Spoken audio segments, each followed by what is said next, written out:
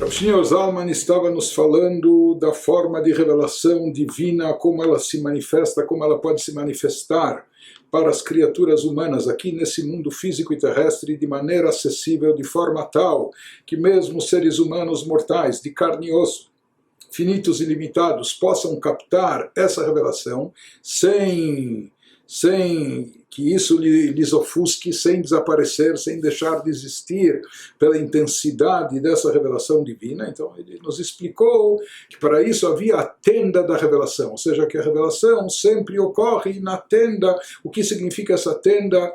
Então isso faz alusão ao encobrimento, à cobertura, fazendo referência também ao versículo do profeta que nos fala, assim Deus se expressa, com a sombra da minha mão, assim fala Deus, eu irei te cobrir, irei te envolver. Ou seja, somente quando há esse encobrimento, quando se cria essa sombra, que é a sombra que a luz não brilha de forma direta, porque senão, na sua força e intensidade, ela ofuscaria, nós não suportaríamos uma revelação tão intensa.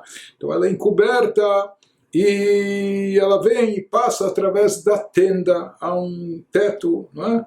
Um teto solar que filtra, que restringe, que limite, mas daí dessa forma nós podemos absorver, ela pode chegar até nós mesmo dentro da nossa finitude, dentro das nossas limitações.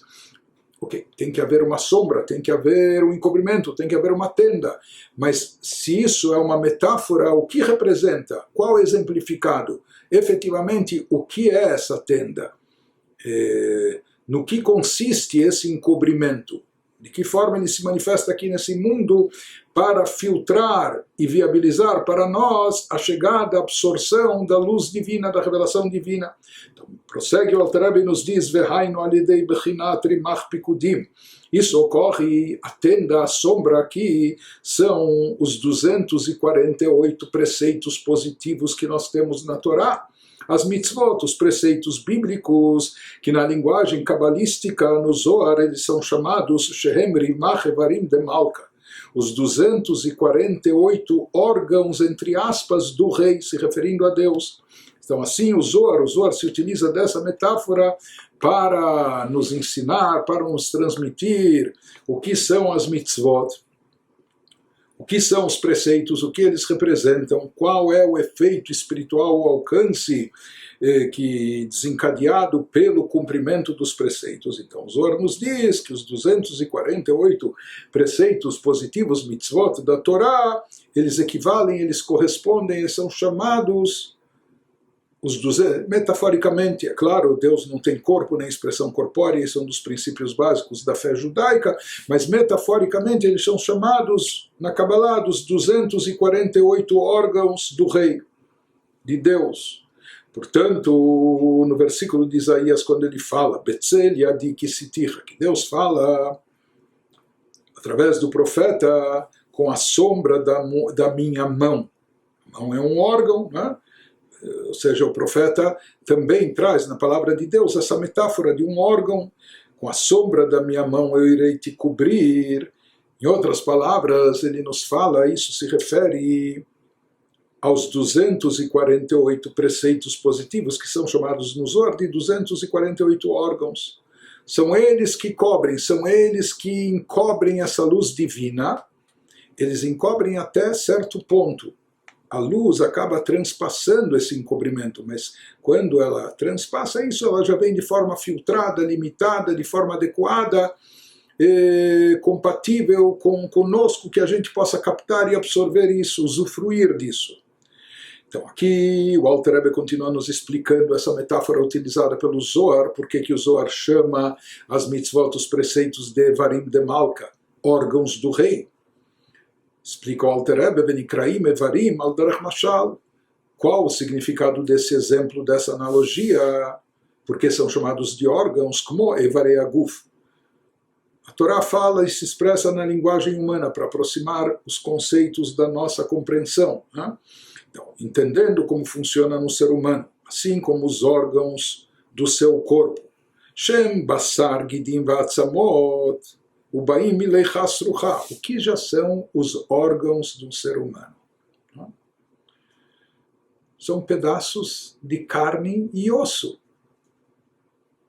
Quem já foi num laboratório, num museu, se aprende anatomia, patologia humana, etc. Então, Deus nos livre, lá tem órgãos, não é? Tem órgãos que são conservados, mantidos, não é? São pedaços de carne, ou carne e osso, mas sem qualquer vitalidade, sem qualquer vida.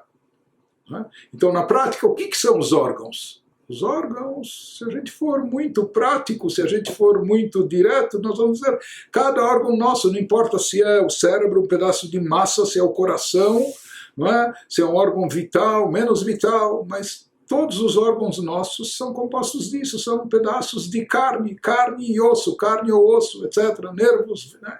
Isso são os nossos órgãos. E, na verdade, o órgão por si só, como um pedaço de carne e osso, não tem nenhuma vida, energia. A própria retina, os olhos, etc. O olho, quando está fora do corpo, etc., ele não vê, não enxerga. Ou se tiver apenas um ouvido, não de um ser humano vivo, ele também não escuta, não funciona. E assim por diante. Órgãos são pedaços de carne, pedaços de ossos. Mas mesmo assim, quando eles fazem parte de um corpo, e esse corpo é portador de uma alma, que lhe dá vida, então esses órgãos exercem funções. As pernas locomovem, os olhos enxergam, os ouvidos escutam, e assim por diante. Mas os órgãos, eles podem representar instrumentos, podem ser, não é, ferramentas, instrumentos de alto valor, como são efetivamente quando há uma alma dando vida ao corpo. Então cada órgão funciona de acordo com a sua função, de acordo com a sua capacidade. Isso quando há uma alma vivificante, quando há uma energia vital presente no ser humano. Então, o que acontece aqui? Aquele órgão que sozinho, per si, não é? Ou quando era um feto ainda sem vida própria, ou quando depois de 120 anos, quando jaz na terra, o órgão em si, como nós falamos, não passa de um mero pedaço de carne, um pedaço de osso e etc. Mas quando há uma alma viva dando energia, esses órgãos, então, eles funcionam, se movimentam, são de alta valia. A mesma coisa, entendendo então a analogia, quando o Zohar nos fala que as mitzvot se constituem em órgãos do rei, órgãos entre aspas, ele nos explica, o mesmo ocorre também em relação aos 248 preceitos positivos. Um preceito positivo pode ser, por exemplo, a colocação do tefilim, filactérios, no braço, sobre a cabeça, ou dar tzedakah com as mãos, pegar uma nota de dinheiro e dar para um pobre, não é? Ou colocar o talit, o tzitzit nos ombros, e assim por diante. Ou na festa de Sukkot, pegar os 4 tipos de plantas, lulav, etrog, etc.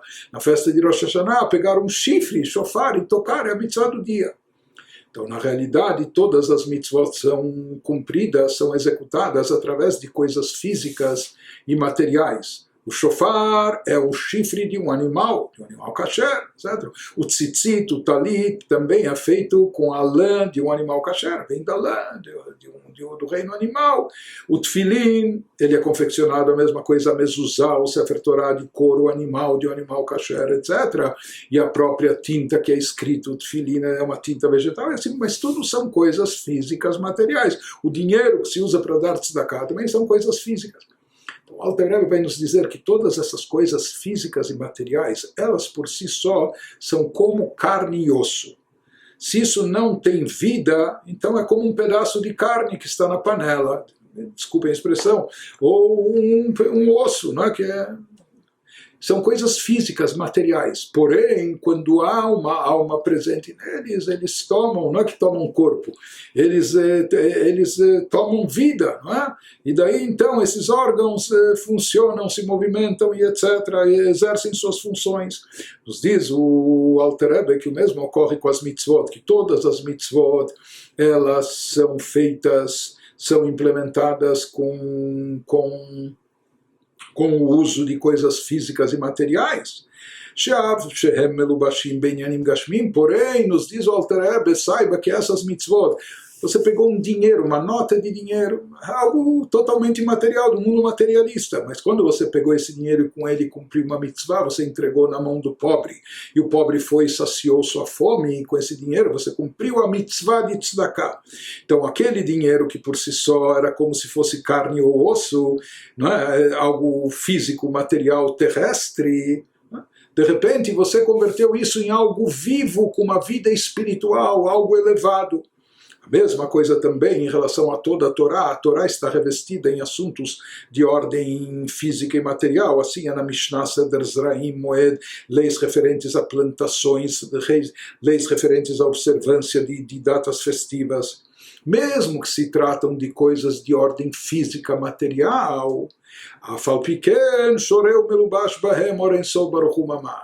mesmo assim, paira sobre essas coisas materiais, sobre esses elementos materiais e físicos, uma luz divina infinita. A divindade propriamente dita está presente nessas mitzvot. Assim como nós falamos, né, de um corpo físico, dos órgãos físicos. Eles sozinhos são carne e osso, né? Sem significado. Porém, quando a alma está presente no corpo, então esses órgãos recebem vida. Eles atuam, funcionam, são de alta utilidade e assim por diante. A mesma coisa também, tudo que nós temos na Torá e Mitzvot, aparentemente são coisas físicas, são coisas materiais, uma nota de dinheiro, isso é algo material. Mas no momento que esses objetos físicos materiais são utilizados para o cumprimento de uma mitzvah, eles recebem vida, eles recebem uma alma, eles recebem um investimento de espiritualidade sobre si, eles recebem divindade sobre si. A divindade paira sobre esses elementos físicos e materiais. E esse é o significado da metáfora utilizada no profeta, quando ele nos diz que Deus nos fala, eu vou te cobrir com uma sombra. Por que uma sombra? Porque a gente não é capaz de captar divindade de forma direta. Não só porque isso é muito intenso, mas isso foge do alcance da nossa capacidade, não só intelectual, emocional, o que for. Não é? Então, por isso é necessário sombrear essa luz, condensando, reduzindo, adaptando, tornando ela compatível a nós. Ou seja, essa luz divina não vem de uma forma direta, a revelação divina de forma direta, ela vem numa sombra, por assim dizer, encoberta. O que é essa sombra? Torá e as mitzvot, que estão revestidas em coisas físicas, em coisas materiais, em assuntos terrestres do nosso mundo, coisas palpáveis, etc. Mas saibam, isso nos diz o Alter Rebbe, que dentro dessas coisas materiais, isso é chamado o órgão do rei. Essas coisas materiais que nós utilizamos para fazer as mitzvot, de fato são coisas materiais, físicas, porém nelas, naquele objeto de mitzvah, na hora que se cumpre a mitzvah, está investida uma luz divina infinita. Assim como a energia vital da alma que está revestida no corpo. E ela faz aqueles pedaços de carne ou ossos se juntarem, funcionarem como um corpo vivo, orgânico, com uma harmonia e etc. Da mesma maneira, há uma alma presente por trás desses objetos físicos materiais que são utilizados para o cumprimento das mitzvot, e através da implementação desses preceitos nesse mundo terrestre, através disso, porque nós vamos ver, uma vez que eles representam a própria sabedoria e vontade divina, no momento que eles são colocados em prática, esses preceitos aqui nesse mundo terrestre, então isso significa que nós estamos movimentando os órgãos, entre aspas, do rei. Essa é a metáfora, esse é o significado da analogia. E por isso eles são chamados também na linguagem do Zohar, no exemplo do Zohar, Gufa de Malka. Nós estamos mexendo, por assim dizer, tocando no próprio corpo, entre aspas, do rei, ou seja, nós estamos chegando à própria essência divina, que de forma direta jamais nós ou qualquer criatura conseguiria chegar, mas quando há uma tenda encobrindo essa luz, quando há uma sombra, não é, condensando essa luz, tornando acessível a nós, e o que essa tenda e sombra, Torá e Mitzvot, conforme foram revestidas em assuntos físicos materiais acessíveis a nós, Quando cumprimos Torá e Mitzvot aqui nesse mundo, através disso nós estamos chegando ao próprio corpo, à própria essência do Rei, a própria essência divina, e captando e absorvendo aquilo que nós podemos como criaturas captar.